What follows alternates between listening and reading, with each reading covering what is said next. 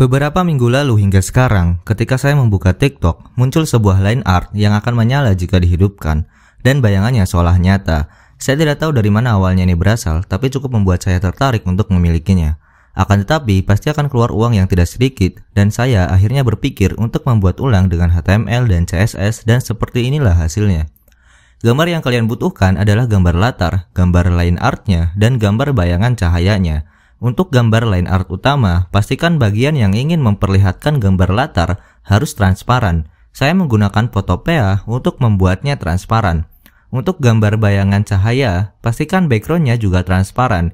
Gambar ini saya buat ulang dengan Figma supaya terlihat lebih bagus dan rapi. Beri warna dan pastikan kalian ekspor dengan format SVG. Kita mulai dengan file HTML. Saya menggunakan Bootstrap untuk mengatur desain controllernya. Buat parent div utama dengan ID frame, kemudian kita isi dengan 3 layer. Layer pertama adalah layer base, tempat gambar latar. Layer kedua adalah gambar layer line art, dan layer ketiga adalah layer bayangan cahayanya.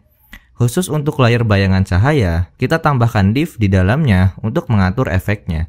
Selanjutnya, di CSS, kita set body terlebih dahulu dan frame yang sudah kita buat dengan position relatif.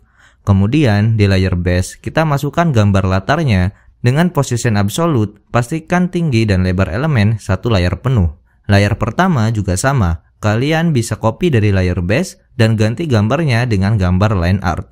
Begitu juga untuk layer kedua, hanya saja kita butuh backgroundnya dengan gambar solid dan transparan.